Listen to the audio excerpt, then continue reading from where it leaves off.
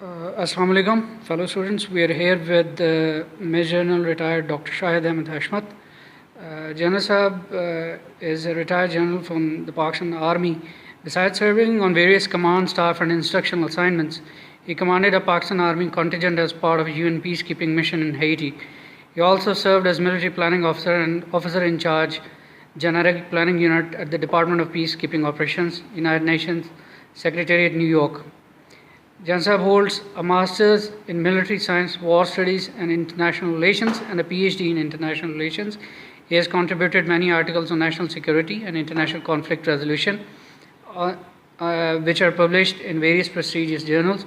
Presently, he is executive director at ISSRA, and he is heading Center of Excellence for Counter Extremism. Assalamu alaikum, General Sahab. Sir, first of all, we are thankful that you have graciously consented for an interview. We are going to ask you certain questions that are to a larger extent based on your book, International Conflict Resolution, Role of the UN and the OIC. So, shall we start the interview? So, first of all, we would like to know for our fellow students, what is conflict resolution? To understand conflict resolution, first of all, one should understand what is a conflict. Sure. Conflict arises when there are incompatible goals, and those goals cannot, the incompatibility of those goals cannot be resolved through peaceful means. So the process which helps to manage Sure. and to resolve the conflict is called conflict resolution. Sure. The conflict can be at individual level, it can be at a group, at a community level, it can be at a national and a regional, and at the highest level it can be at international level. Sure. Commonly what is understood by conflict resolution are the methods which include negotiations, mediation, arbitration, and recourse to peaceful or legal matters to resolve the dispute. Sure. The UN Security Council helps in resolving the international conflict. Sure. The UN as a whole, the Secretary General, use of the Secretary General good offices, the Secretary General envoys, Sure. special representatives and representatives of the Secretary General. Sure. And ultimately, if the diplomatic means they do not produce the desired results and they fail, then there could be a deployment of UN peacekeeping operations. That would include the conflict resolution. Of course, there are a number of other ways and means. It could be recourse to International Court of Justice as well. Right, sir. Thank you very much, sir. Sir, next question is, what is the foreign policy and national interest? How do these influence each other? Foreign policy is a policy which regulates and which guides Sir. the relationship of one country with other countries. Right, sir. Basically, the foreign policy aims at promoting peace and economy and protecting the national interest. Right. National interests are those core interests of a state which any state would like to promote and to protect. Generally, these include the interests pertaining to the security of the internal and external security of the state. Sir. You can call them military and defense interests. Right, sir. And there are other economic interests and, of course, the diplomatic interests as well. Right. Thank you, sir. Sir, shed some light on international humanitarian law. You're an expert on it, and the law of armed conflict.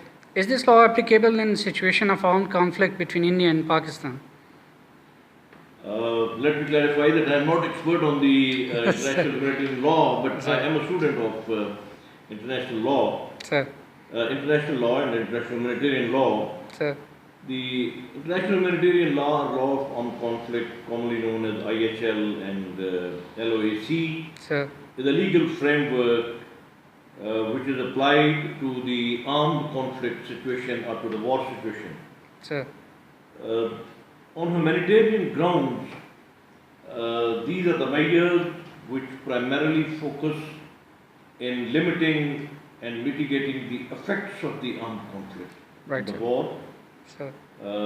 These include, or they are based on Geneva Conventions and its additional protocols and few other international agreements. Sir. International Committee, the Committee for Red Cross, Sir. ICRC, is the custodian of IHL, Sir. and it strives to promote and teach IHL across the globe. Sir. International Institute for Humanitarian Law, which is located at San Remo in Italy, Sir. is one of the leading institute, Sir. which is the seat of learning for IHL. Right, sir. Okay, sir. Now we move on to another question, which pertains to India and Pakistan in particular. Sir, what are functions and jurisdiction of International Court of Justice, that is ICJ? Can ICJ play any role in conflict resolution between India and Pakistan? ICJ, International Court of Justice, is principal judicial organ of the United Nations. Sir. It was established in June 1995 and it started functioning in April 1946 probably. Sir.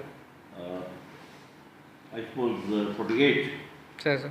April 48, and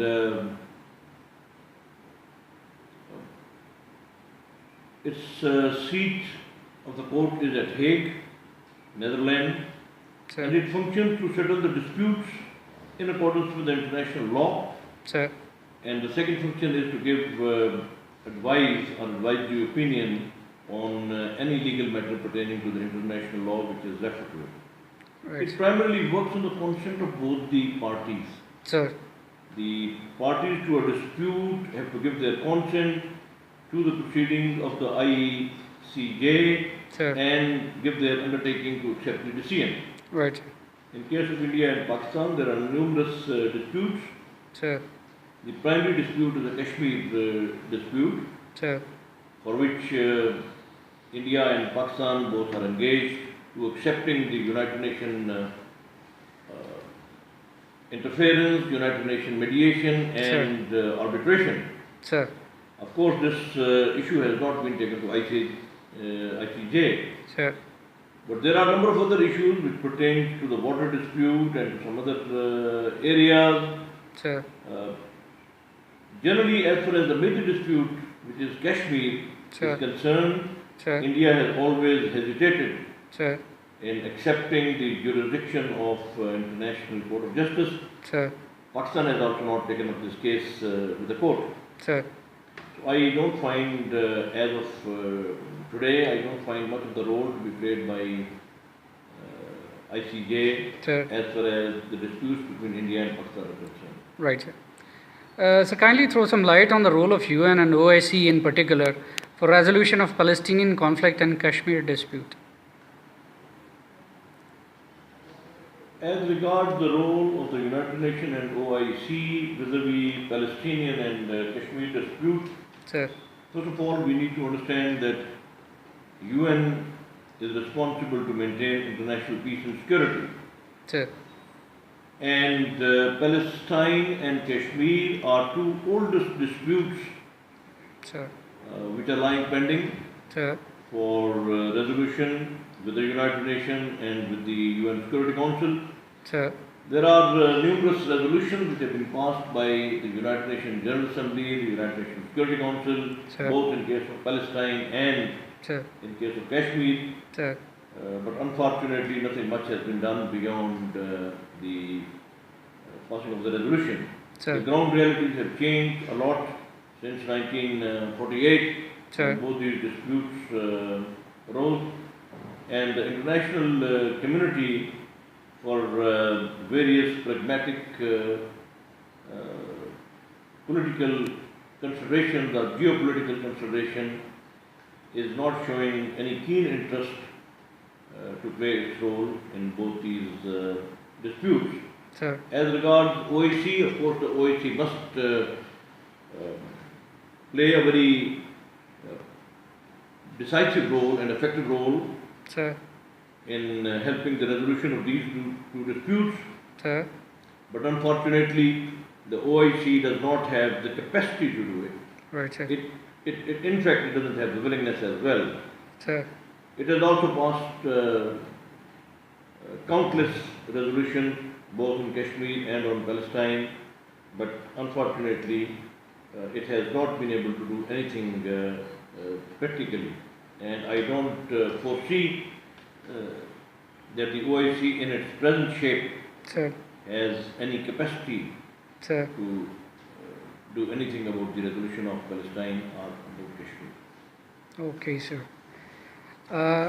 Fine, sir. Sir, since you have commanded UN peacekeeping mission in Haiti, sir, for our students' sake, for their understanding, would you please elaborate, sir, what is peacekeeping and what are peacekeeping operations under the UN mandate? And kindly share one of your experiences. You may have many experiences, sir. Peacekeeping, in fact, is an activity Sir. by the international community, especially the United Nations, Sir. to maintain peace in an area where there has been a dispute, Sir. especially the armed conflict. Sir. And it includes a variety of measures and steps Sir. to be undertaken by various segments of the international community and more so by the United Nations. Sir. It includes, as I already said, it includes the mediation, it includes negotiations, it includes bringing the parties together Sir. and arriving at a ceasefire agreement, and then ensuring some guarantees All right, sir. for the maintenance of upholding the ceasefire agreement. Right, sir. And once this is achieved, then in order to arrive at a more permanent solution to the dispute, Sir. the peacekeeping activities are undertaken. Peacekeeping operations are authorized by the United Nations Security Council. Sir. They actually mean the deployment of armed forces, the deployment of military forces and of police personnel, and of course supported by a variety of administrative and logistic elements. Sir. And these are deployed to those areas where the dispute is to be resolved. Sir. The United Nations has launched numerous peacekeeping operations. So far there are more than 50 such peacekeeping operations or missions which have been completed. Sir. 16 missions are in progress. Sir. Pakistan has participated in a number of these missions. Sir. And Pakistan has been one of the largest contributors for many, many years. Sir. And it's to Pakistan's credit Sir. that Pakistan has played a very important role Sir. in maintaining international peace and stability. Sir. The peacekeeping operations are guided by three basic principles, and these principles are the consent of the parties. Both the parties must agree Sir. to the deployment of the peacekeeping forces. Right, sir. Otherwise, these will be enforcement operations. Right, sir. Normally, these operations are launched under Chapter 6, Sir. which actually means the peaceful means. Sir. The military deployment takes place under Chapter 7, Sir.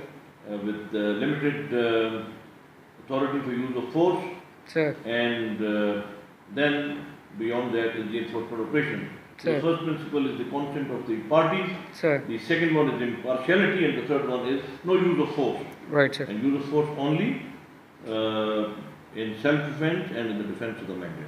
Right, sir. Okay, fine. Sir, considering the capabilities and potentials of the OIC, an OIC summit was convened in 1974 in the Bhutto's era. Do you think had it continued, OIC could have emerged as an international forum for the Muslim world, sir? You see, there are two things. One is the potential of the OIC, another is the capability of the OIC. Sir. OIC has enormous potential. Sir. It comprises of 57 Muslim countries, Sir. Muslim majority countries. Sir. They have enormous land, sea, Sir. airways, waterways. Sir. They have a lot of population, over Sir. 2 billion, almost around 2 billion. Sir. The number of the military forces Sir. in at least 10 to 15 Muslim countries. Sir. They have quite a large military forces, Sir. including the military, army, navy and air force. Sir. They have enormous economic resources, though many of these resources are not fully developed. Sir. They are being exploited, looted and plundered by many other people. Sir. However, the potential does not mean the actual capability. Sir. The capability means actualization of the potential. Right, sir. There are a number of limitations as well. The human resource in the Muslim countries, the OIC countries is very poor. Right. Politically, most of these countries are unstable. Sir. There's a lot of uncertainty. Political systems are very weak. Sir. Most of the countries are being ruled, governed by dictators and monarchs. Sir.